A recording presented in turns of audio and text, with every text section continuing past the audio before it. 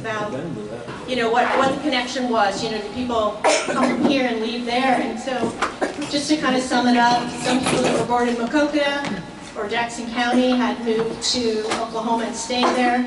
Some people had moved there and come back. Some people had moved there, come back, went back again, and then came back. Some people that moved there, they stayed there, but then their kids came here. So just kind of every which way. But we definitely have a connection with that state here with our county. So in the late 1800s, land runs opened in Oklahoma. Many Americans, including Iowans, made the long journey in hopes of obtaining these lands. Shown is a scene depicting the rush for the promised land over the border in Oklahoma. Jackson Sentinel, April 25, 1889, reported, "It is estimated that 1,000 Iowans have gone to Oklahoma, with more to follow." After the Civil War and before the land runs, there was a movement known as the Boom or Boomers. The Army arrested many Boomers and drove many of them back to Kansas. Shown is a cover of Harper's Weekly depicting Boomers and the Army, and a drawing of the Boomers entering Oklahoma Territory. November 25, 1885, Jackson Sentinel. The Commissioner of Indian Affairs stated that on the 14th that there had been a great many Boomers in Oklahoma, but they are being rapidly removed by the military, and serious trouble was not anticipated. March 12, 1889, Jackson Sentinel. The Oklahoma Boomers say they will start into the territory again and see whether Cleveland will drive them out. I've got some different quotes from the Sentinel Press, or Jackson Sentinel throughout this, and I just discovered how to get all of those online, free, and just doing a search, so it's easy to find some of these. Jackson Sentinel, March 12, 1885. George Scott, who has made his home with the Coon family for many years, is about to join the Oklahoma Boomers. Jackson Sentinel, May 9, 1889. Within the past week, newspapers throughout Iowa have suddenly turned their attention from the Oklahoma craze to their own state, and nearly all of them hewing to the same line and with the same end view, to Boom, Iowa. Shown is a Boomer camp located east of Arkansas City, Kansas. In the spring of 1889, the largest accumulation of would-be settlers massed in camps at the Kansas border towns. With people being restrained there by U.S. troops, the Boomer camps grew larger and larger. On the south, long lines of white-sailed wagons wound their way up from Texas directly to the south line of the unassigned lands in the Chickasaw Nation. African American as well as white women participated in the Oklahoma land runs for various reasons. Like the men, they were enticed by the glowing reports, the built-up excitement, the novelty of a land run, and the availability of land. Married women usually followed in their husbands' footsteps. Single and widowed women came for the adventure or to better themselves financially. During the land run of 1889, a daring single newspaper reporter jumped from a train to stake a claim near Edmond. Another woman claimed a town lot in Newkirk, to the chagrin of her husband, who had refused to go because he didn't think that there would be enough lands for all the claimants. Shown is a woman holding down a town lot in Guthrie, Oklahoma, 1889. Jackson Sentinel, April 18, 1889. Some of the best informed correspondents of leading journals are warning people not to be misled by the glowing pictures of the Oklahoma country. There will be a mad rush of claimants and more or less bloodshed to start with. And peace lovers had better wait a while. The opportunity for safe investment will probably be better a year hence than it will be this month. The federal government identified nearly 1.9 million acres of unassigned land in 1889. President Benjamin Harrison signed Proclamation 288, opening to settlement certain lands in the Indian Territory, and on March 23rd, setting the stage for a race for land, or land rush. The following month, Approximately 50,000 people tried to get free land in Oklahoma in 1889. Oklahoma historian Errol Gibson described the pioneer woman as resourceful, inventive, creative, and versatile. To commemorate their spirit,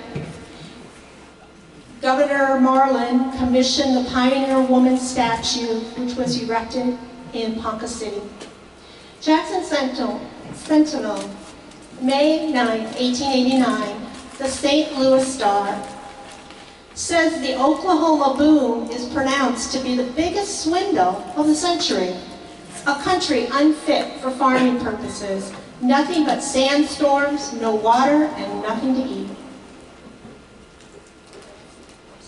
May 2nd, 1889. Justice James Ralston returned from Oklahoma Saturday. He saw Guthrie, first a city of tents, transformed into a bustling western business center in a day. He moved from the railroad train on foot with the crowd.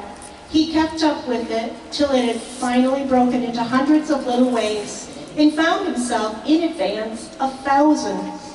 He found an unoccupied space of ground which he determined should be his on the new town plaque. He sat down on it breathless and panting, rested for a while, surveyed the eager thousands who had arrived, and watched the operation of home seekers who were busy stepping off the dimensions or driving in the boundary stakes of their new possessions. That night, not less than 10,000 people had gathered in the new town, with over 2 square miles of territory covered with tents and wagons. The crowd was good-natured and amiable as it was patriotic in its display of the flags. Winchester and Colts were carried by almost everyone, but he saw no altercations. Mr. Ralston was concerned about the agriculture. The planting season had passed, and the soil was hard-baked red clay, and water was scarce and bad. He thought that Iowa had more advantages. Quote, "I am glad I went there when I did. I would not have missed seeing what I did or part with my experience for a good deal. I sold the right to my lot in Guthrie for more than what the expenses of my trip were. So I saw the animal for nothing and still feel that I am drawing good interest on my investment."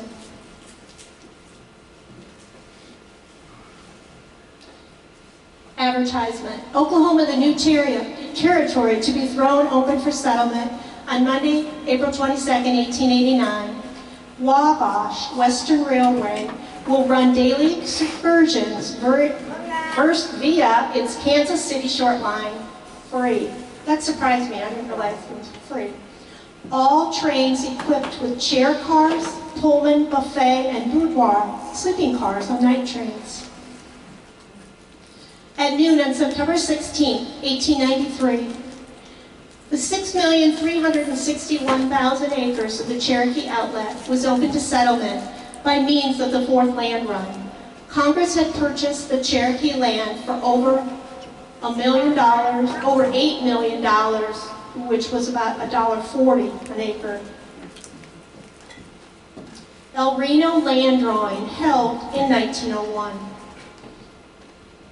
3 men from Georgia are shown waiting for the Wichita Caddo opening in 1901.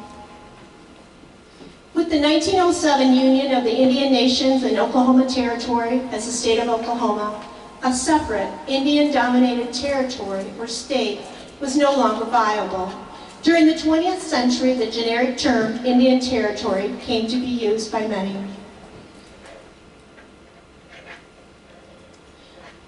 So I discovered on Ancestry the Indian Pioneer Papers Oral History Collection that spans from 1861 to 1936. It includes transcripts of interviewers conducted during the 1930s by government workers in Oklahoma regarding the settlement of Oklahoma and Indian territories. There are 112 volumes totaling 80,000 entries. This presentation includes a fraction of these oral histories. So I really wasn't even looking for this. I just, kind of came across it, and then, oh, there's some Jackson County people. Martin Luther Eberhardt's oral history. I I was born October 27, 1878 in Jackson County, Iowa, where I was raised on a farm until the age of 14. My father had heard of Oklahoma Territory as a place to own a home if one would come and help improve it. Land was hard to buy in Iowa and pretty high. So in 1892, we shipped our new belongings to clean Oklahoma Territory on the Rock Island train. We brought teams and moved on west, taking a homestead 4 miles north of what is now known as Rocky. Then it was all a prairie with mesquite grass about ankle high, which we figured would take care of 4 cows to an acre. We had no house for 2 years. We lived in a dugout or cellar. Then we built a 2-room shack. Our farming tools weren't much: a sod plow, a harrow, and a 2-row planter. But when we get ready to plant cotton, usually it took 2 to plant. One would stand on one side and drop seed through the opening, and the second man dropping seed on the other side. We had no gins close by, so we had to haul the cotton about 90 miles to Duncan, Indian Territory, to gin. That took 8 days to make the trip. Then we swapped a bale of cotton for supplies. We sold lots of cotton at 5 cents a pound and hauled it the 90 miles. There were no roads. We would just strike out across the country and find places to cross the creeks and streams. I saw lots of people worse off than I. One fellow was going to Reno to work in the harvest. He didn't have a pair of pants to wear. So I let him have some money to buy a pair of pants to make harvest in. People then were mostly honest, and he paid back the loan. Our closest trading store was Cloud Cheap, but it was a small place. When we got out of enough supplies to justify it, we took the wagon and team and went to El Reno and got what we needed. If we had the money.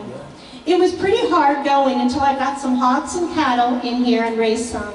We had lots of meals of jackrabbits, and at that they tasted pretty good. We raised some Kaffir corn and roasted it and made some coffee out of it at times. The game was pretty well run out. A few deer and antelope, but we never killed any. Our school was run by subscription. There were very few churches. And today in our audience we have, this would be his great uncle. Great or great, I forgot now, great uncle. Yeah. And I don't know, Joe, do you want to tell anything about? No, okay. You're doing good. Okay. Martin Eberhart married Wilma Razor, shown in photo, December 21st, 1904, in Washita, Oklahoma. And they were the parents of, I found 15 children listed. Sometimes family, there were more children, but if they had died, then I don't have those included. Martin and his wife are buried in Hobart, Keota County, Oklahoma. So I don't know if they ever came back this way and then went back again, or if once they went to Oklahoma, they just stayed. November 30th, 1893, Jackson Sentinel reported, James Eberhart went to Oklahoma last week to give that country a look over with a view to settling there. And we don't think there's a connection, a direct connection maybe to the Martin Eberhart family, but possibly they got the first name wrong too in the paper. I'm just not sure. Jake Lesky's oral history. Lesky left town and went to Texas in 1891. And when he heard of the second opening of the Cheyenne and Arapaho country, came to Oklahoma. His sister had a grocery store in El Reno, and he clerked in it for a few years. The Indians used to come into the store in groups and would buy a very small quantity of a lot of different things. He used to trade with the Indians after he went to the farm. They were always fair and honest in their dealings. Lesky always considered the Indians good neighbors. One day he was out in the yard and an Indian arrived, stood around and looked him over. He had a brace and a bit in his hand. Lesky understood that he was not the man the Indian had expected to see. He had borrowed the brace and bit from the man that Mr. Lesky had bought the place from, and he'd had it for 2 or 3 years. He thought a while and then said, "You see him?" Mr. Lesky said, maybe. The Indian said, I leave it. Lesky owned a mule that was in a barn when it burnt down, and the mule got its ears burned off. So whenever he met an Indian and wanted to have some dealings with him, he would say, I'm the man who owns the short-eared mule. And they would know right away who he was and where he lived. The white settlers were allowed to get the dead wood across the south side of the South Canadian River. They would get up at 4 o'clock in the morning and have to hustle back home before 9 o'clock at night. They were always worried when they were across the river. They never knew when the river would rise and there were no bridges. When the river started to rise, the quicksand would look roily and soft, and it was dangerous. There were wild turkeys, deer, and antelope over on the south side of the Canadian River, and there was a law against killing them. If they had carried a gun, those Indian deputies might have arrested them, and they would have been taken to Anadarko, so they carried no guns. In the early days when threshing time came, the neighbors always exchanged work and had to market all the wheat they cut to pay expenses, as wheat was only bringing 60 cents a bushel, and there was not enough money to put up a bin. A few years later, they built granaries. The Leskys had a good orchard, and they would just let the neighbors drive in and get what they wanted because they had so much. They couldn't possibly use it at all, and apparently there was no market for selling it at that time. Every fall, the Leskys would butcher and put up enough meat to last them until butchering came around again. They cured their meats in the old home way by smoking it. Mr. Lesky has a violin that is 150 years old, and he played a couple of tunes on it for me, said the interviewer. Mrs. Hursky's story is as follows. I came to the territory as a bride in 1900 and landed in Reno. The cattlemen were holding one of their numerous conventions at that time. Teddy Roosevelt was there and made a very nice talk, although he wasn't president at the time. There was something like what we call a rodeo going on. We went west the next day and stayed at a hotel. We went to the ranch the next morning. My husband's brother Charles and my husband leased 1,600 acres of Indian land and intended to run cattle. The next thing was a house. This consisted of a 2-room log affair, which we built. When the fence was built and the cattle bought, the branding had to be done. This was nothing short of brutal to me, and I hated to hear the cattle bawling when the red-hot iron seared the hair from the hide. My husband George had given me a large St. Bernard dog that I called Rover, and he proved to be great company for me in those lonesome days. The Indians were very peaceable. They wanted to get acquainted with the white people, but were not anxious to take up the white men's ways. The young Indians and the old ones all wore their hair long and braided in 2 braids, except when they mourned the dead. And then they let their hair fly loose for about 3 months. And I don't know if that's true of all the Indians. I had never heard that before. The Episcopal Church had an Indian mission on the South Canadian River. Reverend Mr. Sanford was the missionary. He talked and preached to the Indians, but he had to have an interpreter. And that interpreter was named Tom Turkey, and he was part Mexican. At Christmas, Reverend Mr. Sanford had a tree for the Indians, clothes and toys for the children.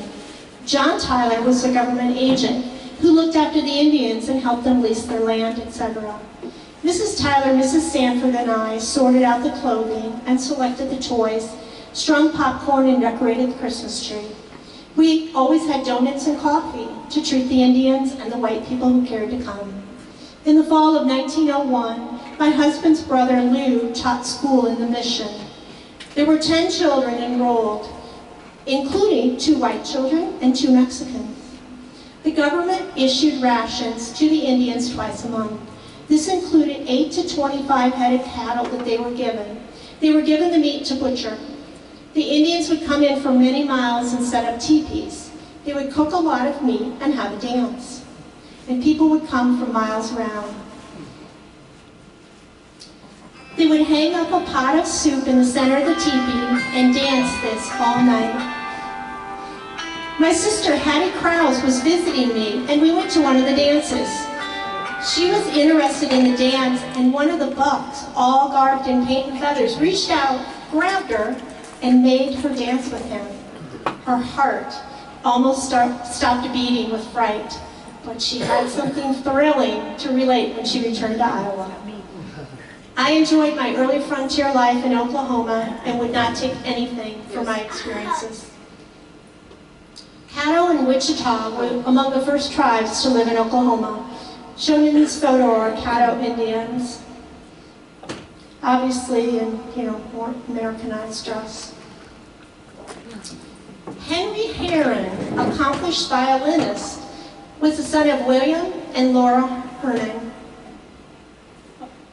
Okay. Henry's oral history. I lived at Wyoming, Iowa until I was 19 years old, and then I went to Kentucky for 2 years, then lived in Iowa for about 22 years. In 1891, I enlisted in Iowa's 3rd Cavalry. I was sent from Davenport to Jefferson Barracks, Missouri, and after 3 months of service, I was sent to Fort Brown, Texas. In June of 1895, my troop transferred to Fort Reno, relieving the 5th Cavalry. When I first came to Fort Reno, there were wells with poison water signs on them, as the water was not fit for drinking. So since the water was so scarce, we drank much beer and coffee. One time, some of my soldier comrades and I were out and we found a well and it didn't have a poison sign on it. So we drank and drank, and he was sick for almost 2 weeks. Our first duties after arriving at Fort Reno. Now the picture that you see there is a different fort, Fort Sill. Probably looks similar to this. We were to go up to the Cherokee Strip and get it ready for settlement by running out the squatters, Sooners, and cattlemen with their immense herds of cattle. The squatters had built little sod shanties, and the soldiers had quite a time with some of them. Our main trouble was with the Sooners. We would run them out, and our biggest trouble was to keep them out. They would just come right back in again. We were in the Strip working at clearing it out for about 3 months, as we had been subsisting on regular Army rations of salt meat, beans, hard bread, and coffee. We decided we'd have some fresh beef steak for dinner. There were literally thousands of herds of cattle in that country. Not far from our camp, we came across a white steer, and we proceeded to shoot it. The cook filled a large pan with delicious smelling meat and made gravy to go with it. A couple of cowboys rode up, and we asked them to join us. Everyone took a steak, and then the fun began. It was tough, not just a little tough.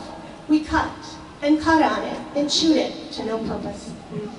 The cowboys then told us soldiers that if we wanted meat, to hunt up a 2-year-old or a yearling, as the cattlemen would not pay us. That was customary. We came to the conclusion that the old white steer we shot was an ox. After riding over the Cherokee Strip from trying to keep it free of Sooners and other interlopers, at 12 o'clock noon on September 16, 1893, the shot fired as a signal for the opening of the run. The soldiers rode along in front of the line, trying to hold the people back. They were simply wild to run. Straight ahead of the line, my soldier comrades and I were watching. There was a ditch that was about 10 feet deep, and we rode along the line, warning people to ride to the left, where there was a low, flat place. Some of the men failed to heed the warning, and there were some horses hurt and some men unseated. We had to run with the crowd for 1.5 miles before we could get free of the jam, enough to be safe in returning to the line. There was every conceivable kind of vehicle and conveyance used. Lumber wagons, some people on foot, fast horses, slow horses, mules, buggies, sulkies, big wagons, little wagons. And after we got out of the jam and started to return to the line, we saw a team coming, pulling some kind of a vehicle that looked as if it were made out of parts of some kind of wheeled farm implement. When the strange-looking vehicle got near enough, we saw that it was driven by a young woman. A wheel broke just before we reached her, turning her over and over, somersaulting her to the ground. When we reached her, she got up and we asked if she was hurt, and she was not.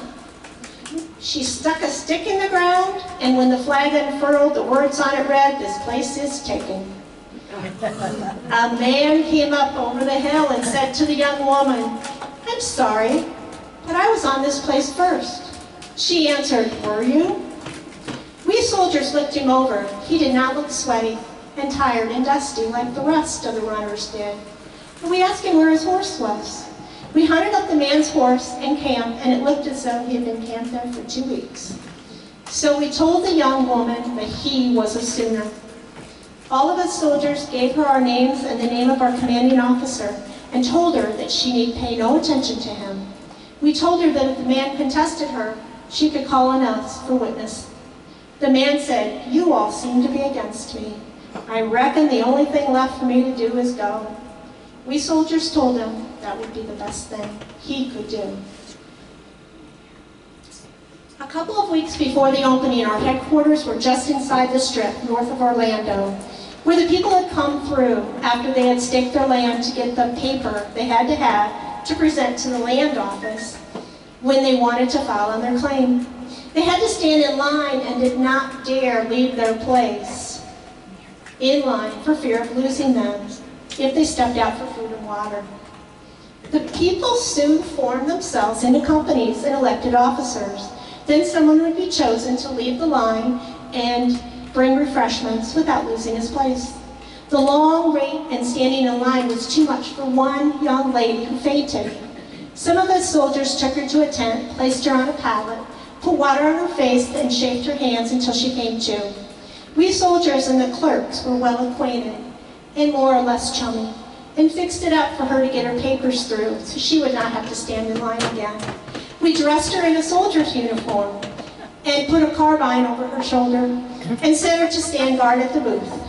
When she got there, she went inside as per arrangement and had her papers fixed up. A woman on her claim, the caption below reads, "She held it down." The next year, we went to Osage country to put the intruders out. People who wished to live in the Osage country had to get permits signed by the Indian Agency. So many people had lived there without permits, and they resented this and thought that they could defy the government and get away with it. Some of these fellows in there were pretty hard-boiled and would use Winchesters occasionally. So the United States deputies needed some help, and the soldiers were ordered up there from Fort Reno. We came to a place where there was a very large, raw-boned woman with an equally large, raw-boned daughter, backwoodsy, barefooted. They looked as though they'd never seen a pair of hose. The soldier asked the elder woman if she and her daughter had a permit to live there. She answered, "No, I ain't got any permit, I ain't gonna get any permit, and I don't need it." She told us she wasn't going to leave and that we weren't man enough to put her off or make her go. She cursed the blue streak and we could not get her to go, so we tied her up, about like you would rope a wild steer, and laid her in the back end of the wagon.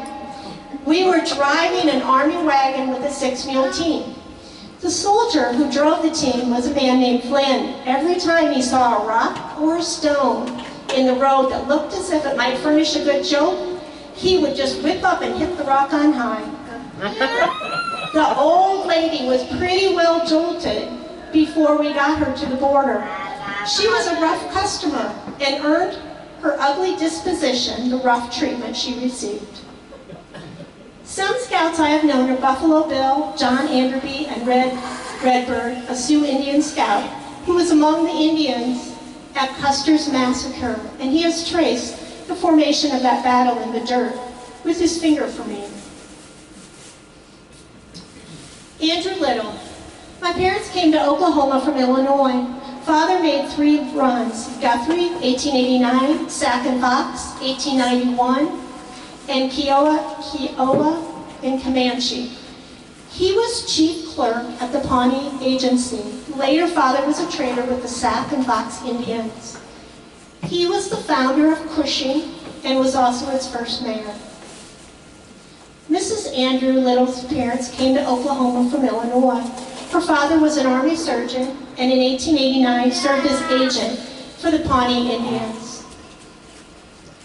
Robert Anderson Lyon was born in 1861 in Olin, Iowa. His oral history: I was born in Iowa, where I lived until I grew to manhood. About a year after the opening of the Cherokee Strip, I came to Oklahoma, settling on a claim a few miles west of Alva. In 1907, I was married to Nettie Austin at Alva, and to us 4 children were born. We lived on a farm west of Alva until my death failed me, and then I moved to Alva. I have spent nearly half my life in the woods country and have never regretted it. And the picture that was on that last slide, I thought maybe that was similar to an implement he may have used. Adelia Thompson Greeley. We bought a house in El Reno and began taking in boarders.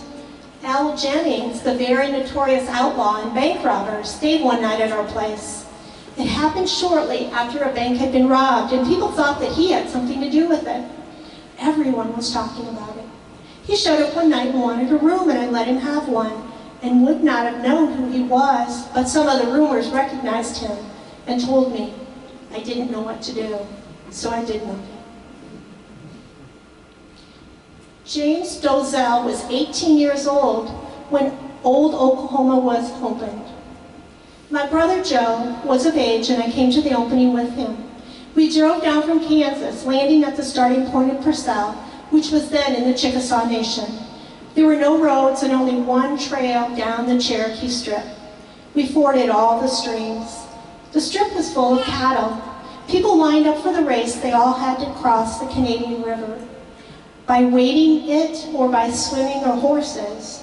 And Joe, my brother, got a farm close to Yukon and built a storehouse, and I worked around and helped build several adobe houses. I need to get a drink. Does anyone have anything to add?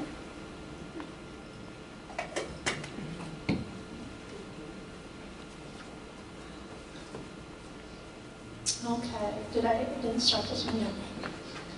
L.D. McKinney lived in the state of Wyoming a while before moving to Indian Territory in 1887. They came by covered wagon. When I first landed in this country, very few white people lived here, and they were mostly around the sawmill camps. None out in the country away from the sawmill camps. The sawmillers' children grew up wild. They had no schools for them, nor did they have any churches for them to attend, so they just grew up wild around the sawmills at the time. Can you kind of picture in your mind these little kids just, running all over the place? I have lived among the Choctaws ever since I came here, and have sold them lumber, hogs, and anything they wanted on credit, but never lost anything to them. I have made a good many coffins for them, and I have not charged them for making these coffins. Several died from sickness, and some of them were killed by other Choctaws. They would fight and kill one another, but they never did bother the white people at all. They were good people and are all my friends. William Schneider, Iowa native, was in the cattle business. I used to buy up all the spotted horses I could buy. That's the reason the Indians called me Spotted Horse. Sitting Bull told me these outlaws stopped at his place on their way to Pawnee to rob the C.L. Berry Bank.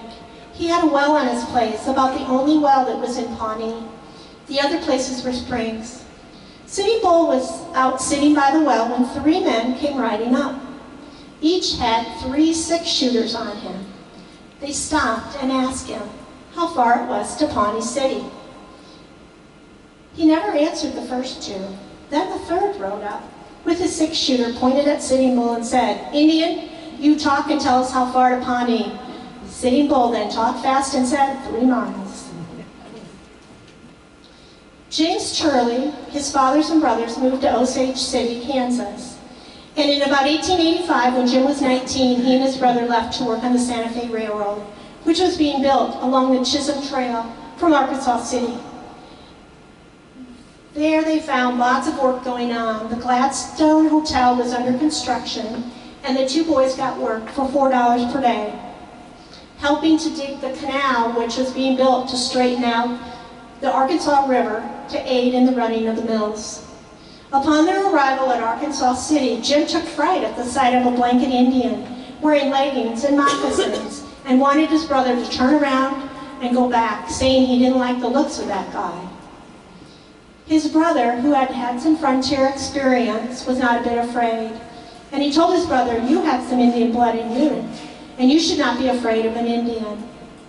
Then they heard of some better jobs to be found on the Santa Fe right-of-way, on the Salt Fork Stream in Indian Territory. So they went to this place. They worked for 4 or 5 months and received $5 per day for their teams and $2 or $2.50 a day for their wages. It was winter when they started back home, and they were caught in a blizzard and a snowstorm and were forced to camp where Black Bear Creek crossed the Chisholm Trail. In 1889, Jim and his father came to Indian Territory to make the run for a claim in Old Oklahoma. They arrived too late to make the run and returned to Pittsburgh, Kansas. He told of knowing the outlaw Cherokee Bill or Cherokee Kid, who was wanted for murder. N.L. Britton's mother, Letty Spurgeon, was born in Iowa. His father settled on a section of land not far from Dodge City, and the old Chisholm Trail was inside of their home. Cattlemen from Dodge City would hire cowhands in the early days, would go to Texas, buy up large herds of cattle, and drive them back to Kansas for market. He was only 18 years old when he made his first trip and brought back around 3,500 head of cattle. On several trips after that, he had come over the Dobie Wall Trail. This trail crossed Texas into Kansas, but did not touch the Indian Territory. It was called Dobie Wall Trail because all along this trail were Dobie houses made out of grass and clay. Wilbur Jones's mother was an Ottawa Indian who was born on the Ottawa Reservation in eastern Kansas. His father, a white man, was born in Iowa and came with his parents to Oklahoma when quite young. His early memories of school are of the tough meat and gravy that were served to them 3 times a day. On Saturday night for extra, they had a piece of gingerbread, and on Sunday, a piece of pie. His mother owned land, and when they laid out the town of Miami, they gave his mother another 20 acres in exchange for it. And she sold to the railroad 8 acres as a right-of-way for $8. So I also found a number of Jackson County residents who had been born about the time of the land runs in Oklahoma, but then, at some point they ended up here. And so most likely, their parents were in the land runs. Oma Pearl Beggs was born in Oklahoma in 1899. By 1925, she was living in South Fork Township, Jackson County, with her husband Dwayne and 2 children. The family later moved to Oklahoma. Oma had been ill for some time and died from a self-inflicted bullet wound in a car northwest of Enid, Oklahoma. Oma was just 40 years old at the time of her death in 1938. Laura M. Shirley DeLarme was born in 1907. As a young girl, she worked in the cotton fields, eventually moving to Iowa with her family and settling in Eldora, where she began washing dishes at the age of 9 until she was 14. She and her family then moved to Maquoketa, where she attended school in the 4th Ward District and worked as a waitress. Upon her marriage, she became a homemaker and farmed with her husband for 42 years in nearby areas. Frank Parkin Dickon was born in 1896. He died in Maquoketa in 1967 and is buried at Mount Hope with his wife, Minnie Estella Day. Priscilla Concaffer was born in about 1901. She later lived in Maquoketa with her husband. The family later moved to Kansas, where their son was born, and then to Union County, Iowa, until their passing. Scott Lambert was born about 1890 in Tulsa. He was married in 1924 to Helen Estella Keebler in Maquoketa. They were living in Wisconsin by 1930, where they remained. He was an assembler with the auto industry. Fred Joy Lloyd's parents first moved to Illinois, then Nebraska, and between 1901 and 1904 had moved to Oklahoma, where they stayed. By 1950, their son Fred, a carpenter, was living in Jackson County, Iowa. Fred's spouse, Lillian E. Scarborough, was born in Iowa Township. So now this guy, I saw this name, I thought, oh, I recognize him. So when I did my program on the Centennial, he participated in this. Marion Elias Persley, who was born in Alabama and later moved to Duncan, Chickasaw Nation, Indian Territory, was a blacksmith. One of his sons, Jay Persley, was born in 1884 in Indian Territory. Jay's son, Paul, pictured, was born in Oklahoma City in 1924. Paul was living in Maquoketa by age 15 and eventually became a chiropractor. And Paul did, as I mentioned, participated in centennial activities that were held in Maquoketa in 1938, and he was also a graduate of MHS. Mabel Roach, who was born in Oklahoma in 1901, lived in Springville, Iowa, at age 14, according to the 1830 census. And now the census just had her name on it. So it's like she lived by herself at age 14. I don't know. Is that how the census is sometimes? If they have no other people, does that mean no one else lived with them? Does anybody know? Martha Leona Teeters was the daughter of William Sutton Teeters and Jessie Pearl Berkey. In 1900, the family was living in Farmers Creek Township. Sometime between 1900 and 1910, the family moved to Oklahoma, where Martha was born. By 1920, the family was back again.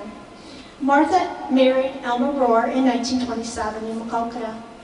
Picture shown is of Martha's father and his family with his first wife. And Martha was the daughter of the second wife. Allie Woods was born in 1898 in Oklahoma. She died in 1980 in Andrew. Did anybody know Allie? Thomas, the son of Sheridan and Nora Wood, was born in 1899. Less than a year later, the family was living in Monmouth, and they had 3 boarders living with them. Pioneer stories, and quoted from My Folks Claim the Prairie. So there's some good ones. These aren't necessarily Iowa ones, but the fire came sweeping across the plains, and our house, a one-room half dugout in Oklahoma Territory, seemed to be doomed. My father plowed frantically to cut the path of the fire. He had instructed Mama and Grandma to grab their most valuable possessions and to run to the windmill and stand by the water tank. My brother brought his pocket knife and marbles. I clutched my little red chair and ran with the others. We stood in horror as the flames mopped the ever-increasing strip of plowed ground. Grandma and Mama were praying. Suddenly I began crying. I forgot my new red ribbon. While we were proving up our claim, we had a battle to find enough food. Someone told my mother that anything a cow would eat would not poison us. So we watched to see what the cows ate. Then we tried the plants. Here are some of the delicious dishes that we kids were crazy about. Boiled soapweed blossoms.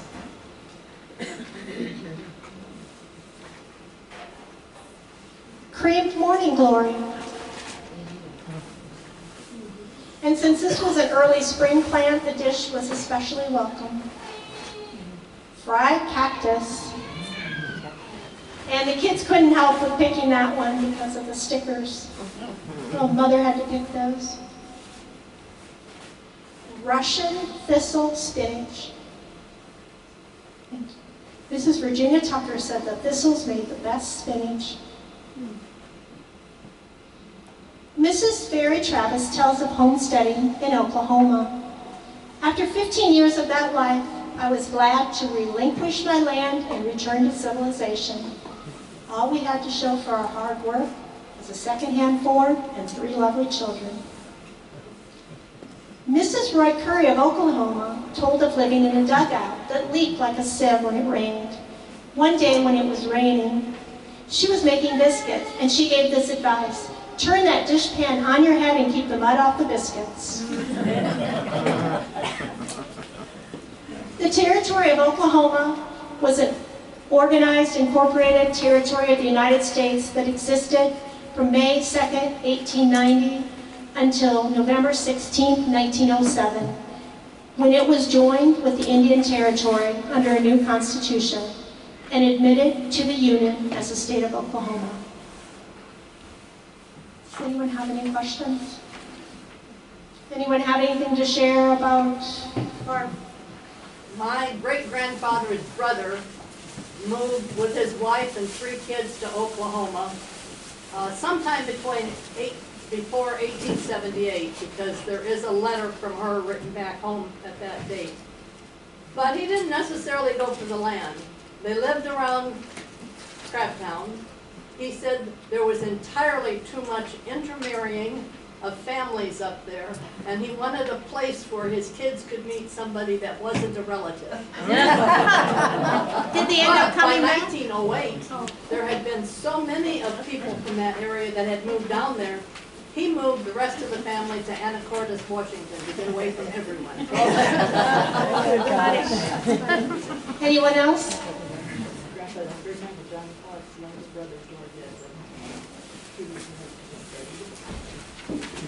Thank you for coming to the Brown Bag Luncheon.